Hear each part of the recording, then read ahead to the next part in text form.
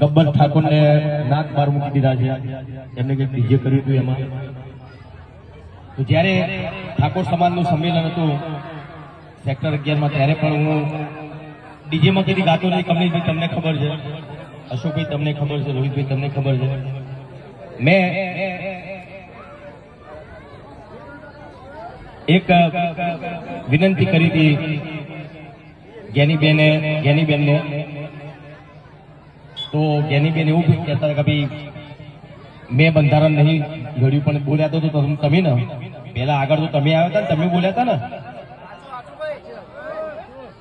તો બધા બનાસકાંઠાના ઠાકોર સમાજના જે આગેવાનોએ બધું બંધારણ કર્યું છે, બરાબર છે, બંધારણ કર્યું.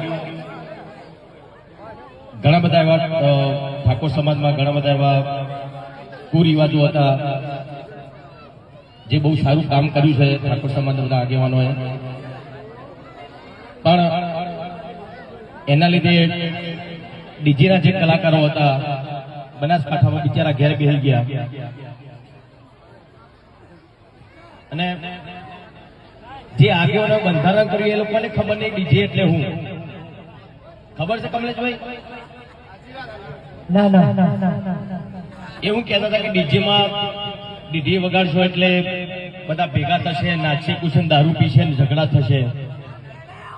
એવું જરૂરી નહીં. કોઈ ઢોલ વગાડતો તો દારૂ પીનારો પીવાનું જ છે, ઝઘડા કરનારો ઝઘડો કરવાનો છે. તો ડીજે બંધ થવાથી સમાજમાં સુધારો આવશે એ વસ્તુ ખોટી છે. જે ડીજે બંધ થશે ને એટલે ઘણા બધા કલાકારોના બિચારા એ લોકોનો રોજગાર બંધ થઈ ગયો છે. એ લોકોને ખબર નહીં પડતી. એ બધા મોટા માણસો છે, મોટા માણસો એટલે ડીજેની એમને ખબર નહીં પડતી. લોકો વીગો ગેરવી રાખીને ડીજે લાયા હતા, એ લોકો ઘેર બેસી રહ્યા બિચારા. એક ડીજેમાં 15 કલાકારો કામ કરતા હોય, એવા બનાસકાંઠામાં કેટલા ડીજે છે?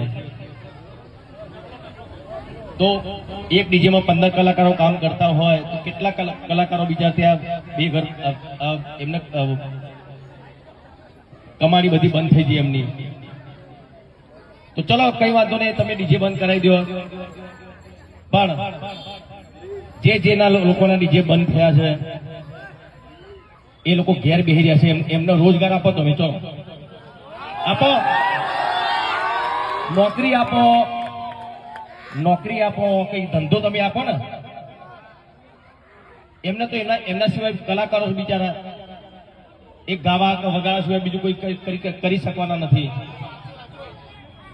તો જે આગેવાનોએ જે બંધારણ કર્યું છે એમને ખાલી એટલી જ વિનંતી કે જે કલાકાર ઘેર બેસી રહ્યા છે એમને કઈ રોજગાર મળે એવું તમે કરજો, બરાબર ને?